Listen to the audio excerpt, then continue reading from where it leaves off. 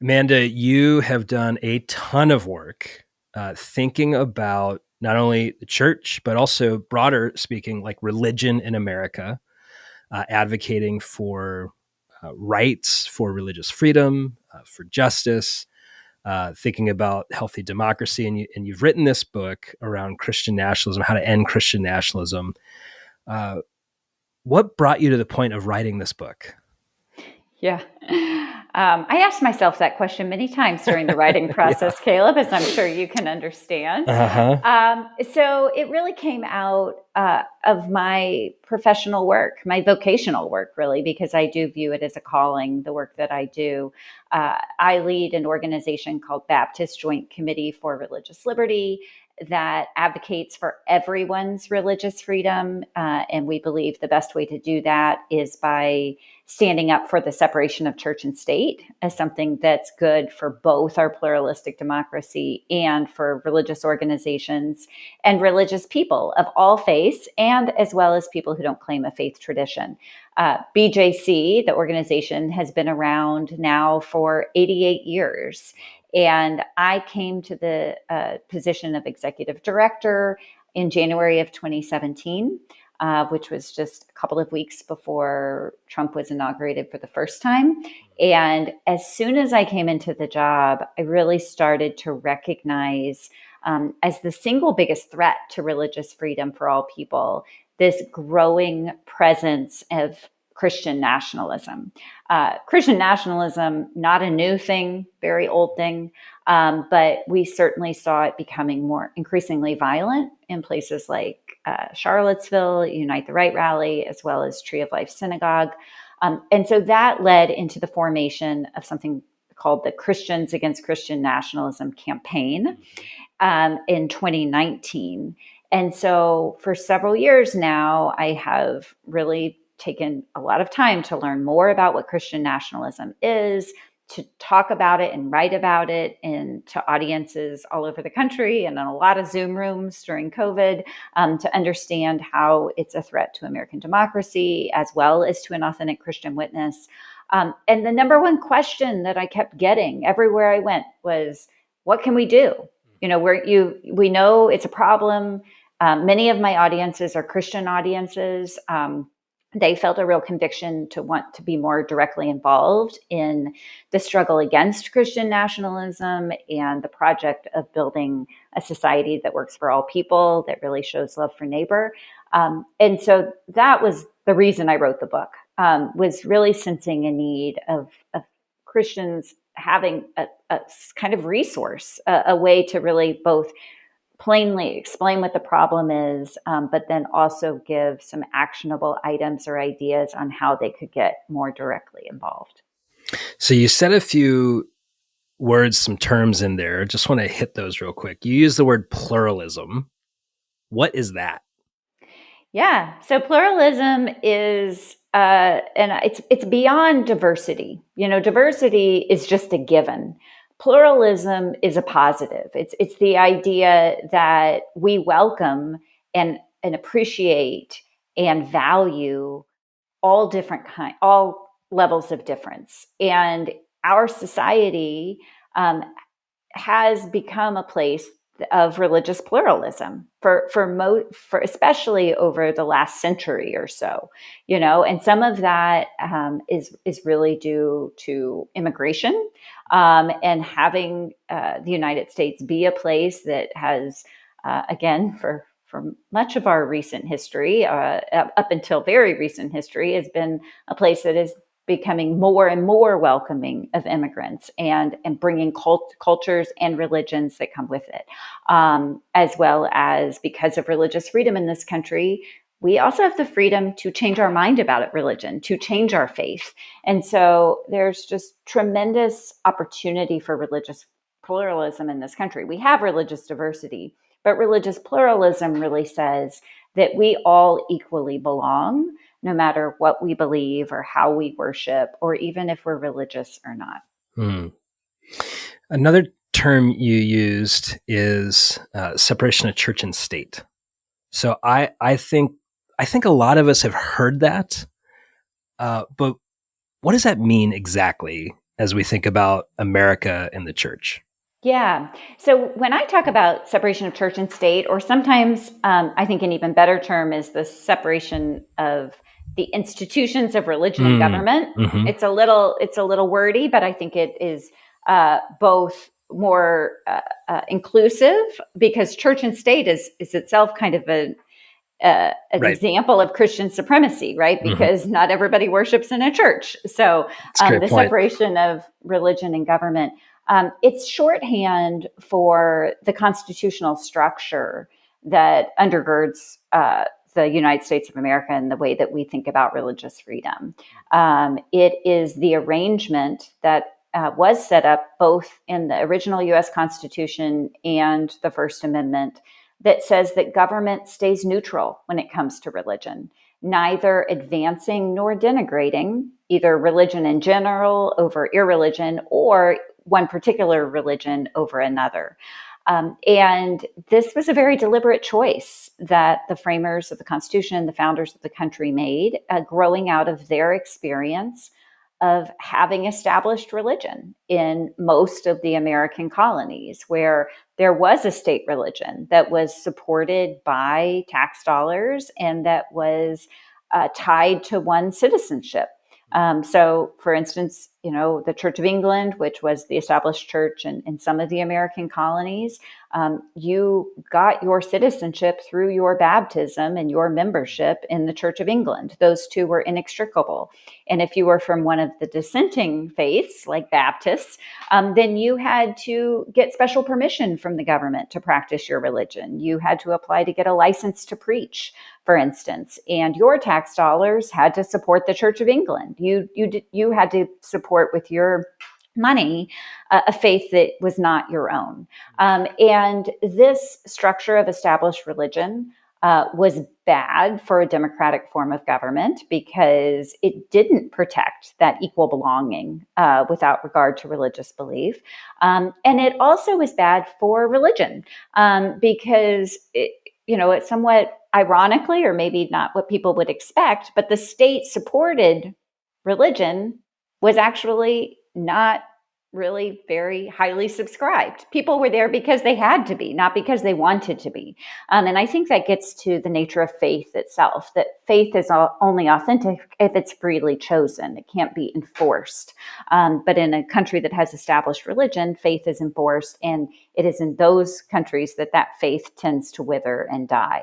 And so the founders of the country, many of whom were religious people, not all of them, but many of them were religious people, they understood and wanted a different kind of system. And so they set up this system of separating the institutions of religion and government in the structure of the Constitution. But what that doesn't mean is a separation of religion or religious people from the public square.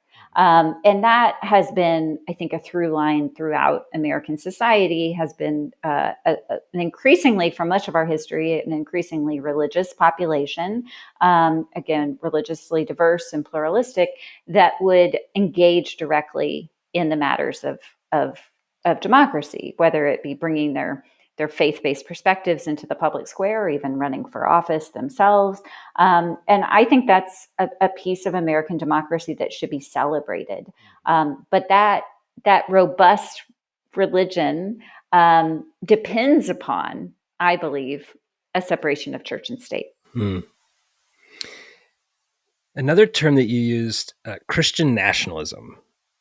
And in the last, 4 years, maybe 5 or 6, the term seems to have grown in use, but also the definition seems to be elastic. So some folks will use it to simply refer to, kind of be derisive around Christian conservatives engaging in politics. They'll say, oh, that's Christian nationalism.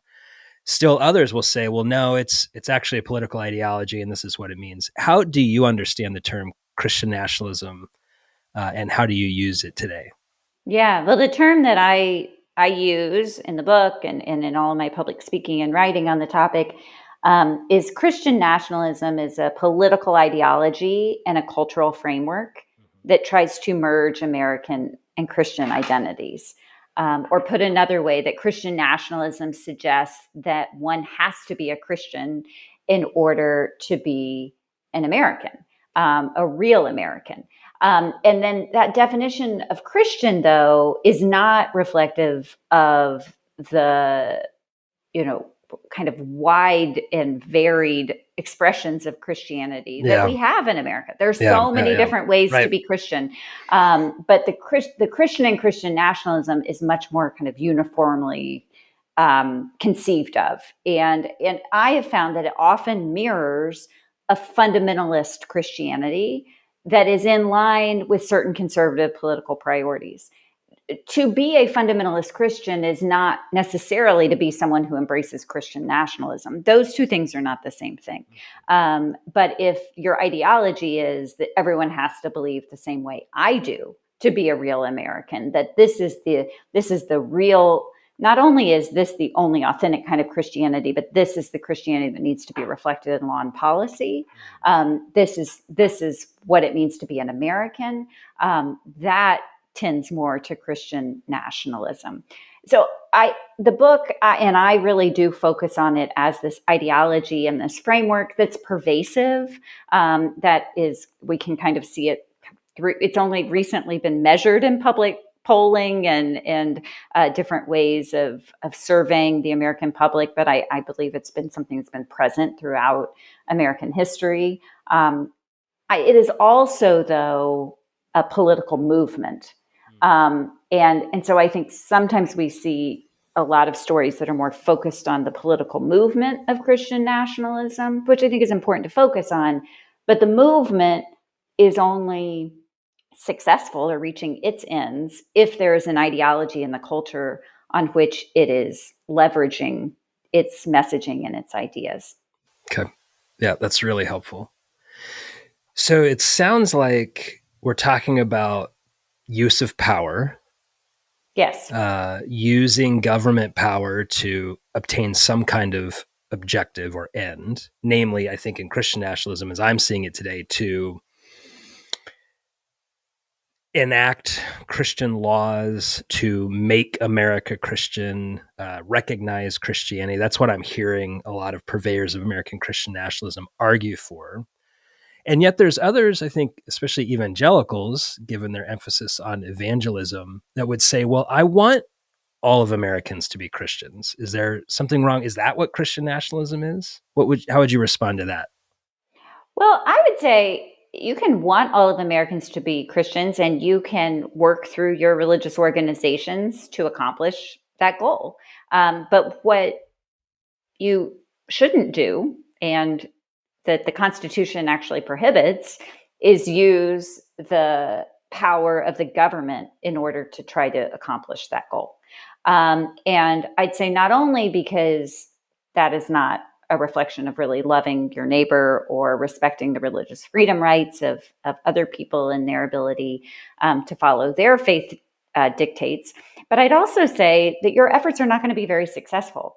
As I said before, a forced faith is not an authentic faith. And so we can look to both to American history, before the Constitution, when we did have established religion in the colonies, and we can look around the world today. I cite to a study in the book where it's a large study of over 100 different countries in the world. And the researchers found that in countries that had established religion today, that rates of actual religious observance and belief were lower than in countries that did not have established religion, of whatever the established religion is. And so the idea of using the government to evangelize and to try to convert people to Christianity is not only a threat to American democracy and religious freedom, but it's also going to be counterproductive to your goals. Yeah. Yeah. I've often heard it argued that, Romans 13 says that the government bears the sword, and yet the church is called to bear the cross. And so the question is, what does the sword power have to do with cross power? And it's really a question of how does, in Christianity's case, how does that message best go forth? through cruciform or sword form power. And it does seem like throughout church history that when the church is cruciform, it's invitational, it's attractional, people are endeared to the message of the gospel. But every time it takes a sword form of power, it's repulsive, it's oppressive, it's unjust, which again mars the witness of the church. And it gets back to this value of separating religion from government power. Would you talk? You spent a chapter inviting us to commit to that.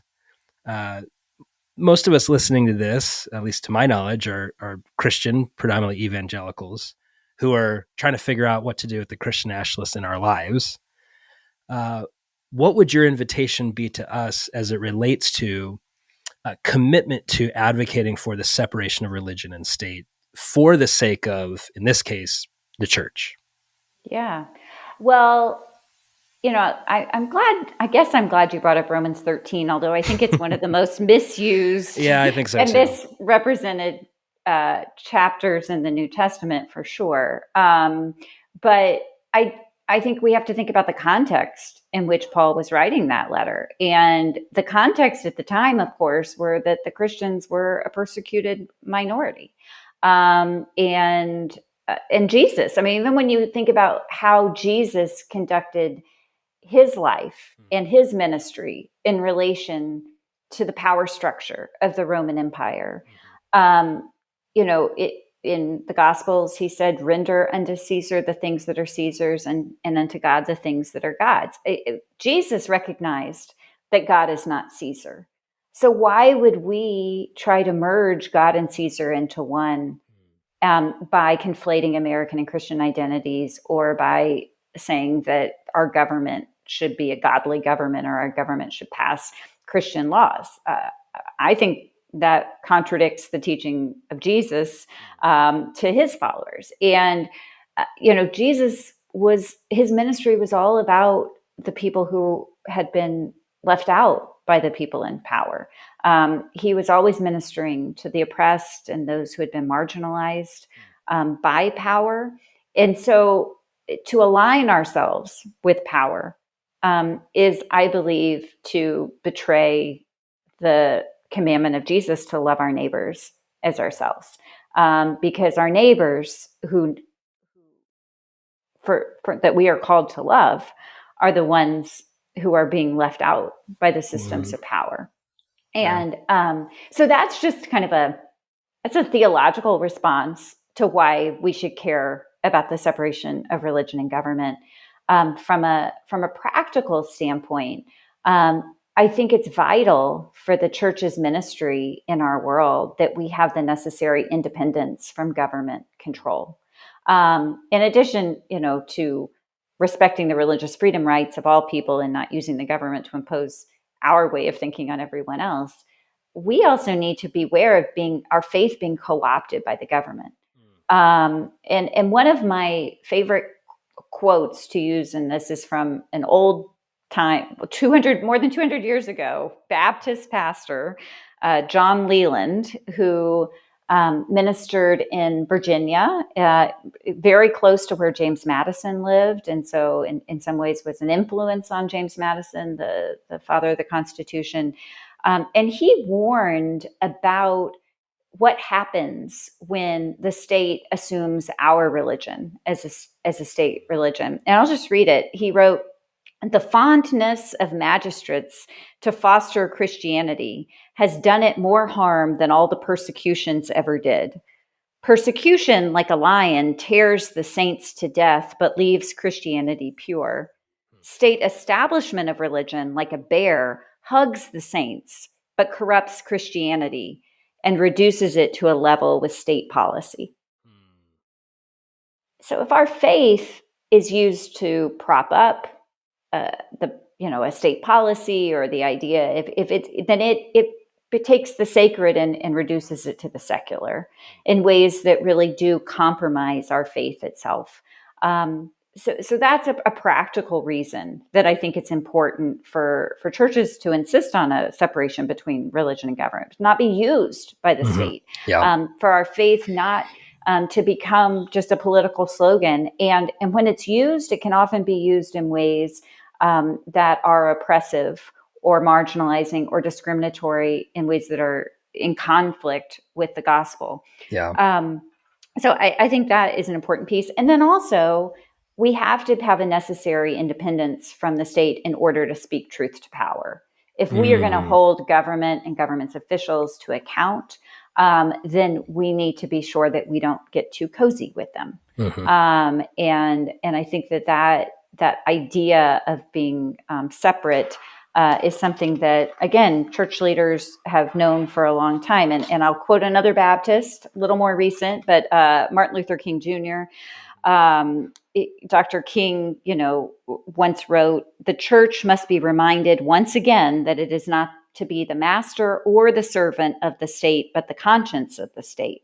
It must be the guide and the critic of the state, never its tool." And so I think that is a prophetic word to us today as well, particularly as there are so many areas of injustice that the church needs to be addressing for the benefit of all of our communities. Yeah, I love that. And I love that Leland quote, that concept of the church being co-opted in such a way that hurts the witness of the church. It distorts the Christianity, as he says it, like a bear. Yeah. And I'm struck by, just as an American, there's a story when America dropped the atomic bombs on Hiroshima and Nagasaki. Some of the Japanese newspapers referred to them as the Christian bombs. And the impact on the church there, the impact on mission work. I know a lot of evangelicals are talking a lot about global missions. And so when the state or the empire takes on the name of Christ and does empire stuff, assassinations, bombing, torture, things like that, it does signal to the rest of the world that this is what Christianity is. And it's a marring of the witness, a distortion of the witness. And also, I love that King quote. I hear people referring to some of our leaders who are of ill moral character as biblical. Cyrus, I just saw one about President-elect. He's like King David, bad morals, bad ethics, murder, rape, etc. And what's neglected in that talk track is, but God always sent prophets to condemn that behavior and called them to repentance. That prophetic word that King's talking about. And so God is always raising up prophets. And I'm with King on this, that one of the functions that the church plays is to be that prophetic voice. But if you advocate for team A or team B, you become, Brian Zahn says, you become a slave to one and a tool, or an enemy of the other. Right. And losing the prophetic witness and the capacity to spread the good news in a space that's not clouded by that. So that commitment to separation of church and state that you're arguing for religion and government, one of the key reasons is to preserve the message and the fidelity of the gospel message. Right. We are also having this broader conversation about schools, public schooling. There's conversation about the 10 Commandments being put into schools. I know some of the states around the union have done legislation to do that. Real quick, what's ironic to me is it seems like they're using a British version, which feels very un-American. They're using King James, which it's even worse than that. We left that guy. Yeah, even worse than that. Not only is it the King James, I call it the Charlton Heston version of the 10 Commandments. Because yes, that's right. It Go on, say more about that. Yeah, so the text is the same that's on some of these monuments that are in places around the country. And those monuments were placed as a publicity stunt when the movie The 10 Commandments came out. Wow. And so it's an edited version of the King James Bible. And there are actually, in addition to being many different translations, there are also different portions of the Bible and different ordering of the 10 Commandments that different Christian denominations and sects emphasize, not to mention the fact that even though it's put forward, I'm sorry, this is a little bit of a segue, but Go for it. or a little bit of a tangent, I guess. But the other piece is, these are often held up as Judeo-Christian. Uh-huh. Well, the Ten Commandments is considered in a very different way from a Jewish tradition when you Hmm. think about it as, part of the Torah, and the other commandments that are part of the Jewish tradition. And Yeah. so it's really an unfair way to really Christianize Judaism, to talk about this as a Judeo-Christian text. Oh, yeah. The irony is thick. It's British. It's commercialization. It's not actually fidelity to the text. So that ends up being a flashpoint in the battleground for the schools, as it's often referred to. We talk about religious freedom, advocating that the state should not uh, merge with the religious institutions and vice versa. Uh, but we're also looking at the local level, the public school down the street. You advocate for protecting religious freedom in public schools. Why is that important for us as a Yeah. community? Well, public schools are in many ways laboratories of democracy that are all over this country. 90% of America's kids are still educated in public schools, and they're places in which our youngest citizens encounter and learn how to live with people who come from different backgrounds than they do. And I think that's so critical as we think about how do we raise people up to become voting citizens one day, to become, the members of society that we're living with, and that we, the people, are governing this country together. And so I just think in general, people need to take an interest in their public schools, whether they have a child in public schools or a grandchild in public schools now or not. So that's just kind of baseline. But then second, over the last several decades, we've worked out a national consensus about the best way to protect religious freedom in the public schools. This has been a bipartisan effort. It's been from interest groups from all over the ideological spectrum, that there are ways to be sure that people's ability to freely exercise their religion, kids, administrators, and teachers, in appropriate ways in the public schools, in ways that don't interfere with the learning process and don't interfere with other people's free exercise rights. We protect those, and we do so by saying we won't have government-sponsored religion. This is the governmental authority in these kids' lives. Like, sometimes the most direct authority they have is their public school teacher, or their Yeah. public school principal, or their public school high school football coach. These are the people who are the authorities in their life, and for them to impose religion on the kids in the classroom is an infringement on their religious freedom rights.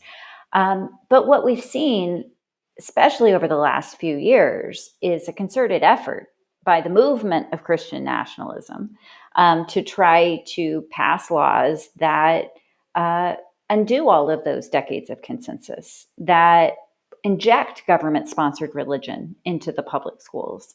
And some of those are some of these, I call them kind of poster laws, whether it be the Ten Commandments, or there's also been, several states have passed laws requiring the posting of "In God We Trust" in public school classrooms. And the question is not, for me, is this constitutional or not? Although I think in the case of the Ten Commandments posters, it clearly is unconstitutional. But I think the better question is just, is this pursuing religious freedom or not? Is this protecting religious freedom? Is this sending a signal that all people are welcome here, regardless of religious belief? And if it's not, then that is something we shouldn't be doing. That is not a helpful policy for protecting religious freedom in the public schools. And the Ten Commandments, it's again, the government is endorsing one religion or one religious text over others, and making and assuming it for themselves.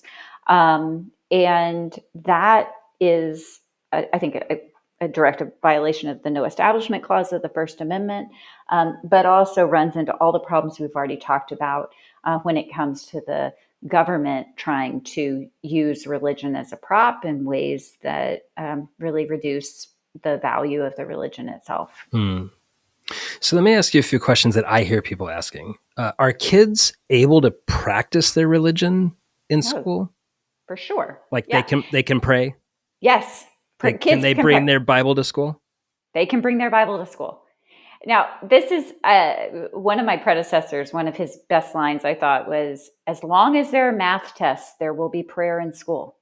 Like, you can. Oh, And so preach that. Yeah. I think often, I think often, it's in ways that don't interfere with the classroom. Just like a kid can't get up and start talking while the teacher's talking, kid can't get up and start reciting a prayer while the teacher's talking, right? Like, so there's some common sense ways of how we think about what's the right time and place for it. But I mean, you can silently pray anytime you want to, right? And then there are all kinds of other places where, in non-instructional time, like setting up prayer rooms, and sometimes like for Muslim students, right, that make sure that they have a place that they can pray that according to the dictates of their conscience, and lots of other extracurricular opportunities. There's something called the Equal Access Act that Bible clubs and things like that can meet on campus as long as the campus is open to other kind of non-curricular clubs as well. So there are lots of different ways that the religious freedom rights of kids are protected. And I think these isolated stories, sometimes you'll hear like this horror story, Johnny's teacher took the Bible away and said, "This book's not allowed here." Or you'll hear these horror stories. One, they're very few and far between. And two, if you actually read the story, usually someone says, "Well, actually, here are the guidelines, and that's not allowed. And we'll have a little education for the teacher about what's allowed and what's not." And it's not a problem. Yeah. Right. And so this isn't like this big problem of kids not having religious freedom rights in schools. But what we're seeing instead is this government sponsored religion. I think it's an attempt sometimes to say, well, if the kids aren't going to church on Sunday morning anymore, we'll just get their Bible education Monday through Friday because they got to go to public school. Right. And that's the kind of government forced religion that is frankly un-American, that is not in accord with our constitutional principles, and is not going to be helpful to the faith either. And moreover, for Christians, within Christianity, there are a multitude of ways of understanding the text. Exactly. I mean, I'm a big Bible guy. Like, I am a lead pastor at a Bible church. We love the Bible. I love the Bible. But my approach to it and the instruction that I give to our congregation is really different than some of my peers who are also Christians. And they just see it differently. And so that freedom that the kids in the schools have is they can listen to their pastors and their, Bible study leaders to talk Bible. But relinquishing that to a school teacher, and I love school teachers, I'm not ready to do that because it depends on which tradition they're from, Exactly. And vice versa. Whereas math, even though I am no good at it, does seem to be relatively agreed upon how we're going to do the math books. So that freedom, the keeping what people will talk about, keeping religion out of the schools. That's not actually the case. There's religion in the schools. It's making sure that the teachers and the principals and the superintendents are not forcing one expression of religion onto a diverse group of kids. Is that That's a right. good way to understand what's going on? Yeah, absolutely. And I also, the other kind of one-liner you often hear is, "Oh, God got kicked out of the public schools." And my response is often like, "Oh, what kind of image of God do you have?" Yeah, exactly. Like as if we could do that even if we wanted to. Yeah. My understanding of an omnipotent God is that God is everywhere, Yeah. and that we're not even able to do so. So I think the rhetoric here really misses the reality. Mm-hmm. And I'm so glad you brought up the Bible. Like in Baptist tradition, we have something called Bible freedom, Mm-hmm. and it's the idea that each individual has the freedom and the responsibility to interpret the text for themselves, right? And in ways, and that we are given that authority, but it's also a heavy responsibility of study. And so to put that into a government official's hands, and by and large, these teachers don't want this responsibility. They didn't go to school to learn how to teach the Bible in schools. They went for their particular subject matter, and they are experts in education. And we should have them, they're already underpaid and overworked, but we should have them focused on what their primary charge is, and not introduce this other. And of course, we also know, teaching Christianity, not all of our public school teachers, yes, besides even the many expressions of Christianity, many public school teachers are not Christian themselves. 100%, right. And so then forcing them to teach something that they don't believe in violates their religious freedom rights too. Yes. And just for the record, God bless public school teachers. I know my 4 kids are blessed by them. And I love what you said too. I hadn't quite thought about it that way, but thinking about my kids, as you were talking about, it is for many children, their first experience in a pluralistic society. And while they're young, right, like navigating with other 10-year-olds, 8-year-olds, and figuring out like, oh, they're Hindu, or they're from Appalachia, or they're from Romania, and how are we going to behave together? For me, I find such value in that, because if we wait till they're 18, 19, or 20 before they realize the world is quite diverse, it can have catastrophic effects, right? More homogeneity, fear. And so that parental shepherding that can happen in a pluralistic society, public schools are just such a great expression of that. So thank you for teasing that out. I hadn't thought about that before. So as we kind of land the plane here, one of the invitations you have for us is to engage in the public square. So I hear your message to Christians and to others, not to recoil from public engagement, I'm not hearing you say, don't bring your Christian convictions to the square. What's your invitation for us as we think about advocating for policies, for different perspectives, legislation, et cetera? Yeah.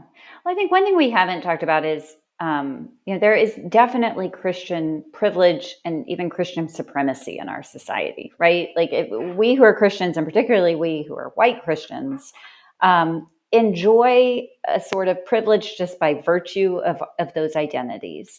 And so moving through society for us is pretty easy when it comes to practicing our religion and living out our religion in ways that we might not have felt like we needed to advocate for religious freedom in different spaces. Or even, and I'm there, trust me, I think that one outcome of the recent elections is we saw that our current society is definitely not working for most Americans right now. So there are lots of policies that we could be advocating on.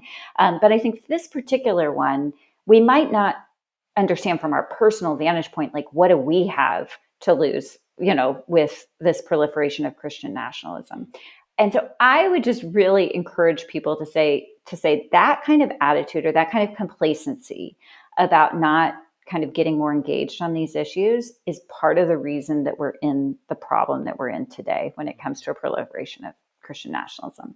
And so I think being motivated by Jesus's commandment to love our neighbor, and thinking about their religious freedom rights and the impact on their ability to practice their faith, can be a real motivating factor for us being more involved. And I think it's really crucial, because one of the wrong arguments made from detractors who are really wanting more Christian nationalism is to oppose it is somehow to be against Christianity. And I think the presence and the witness and the advocacy of Christians explaining it is not in spite of, but because of my Christian faith, that I am here to tell you that I don't want the Bible taught as a religious, as in a devotional way in public schools, that I don't want the 10 Commandments hanging on my, kids in the wall of the public schools. That kind of advocacy can make a real difference, because it can normalize Christians speaking out against Christian nationalism.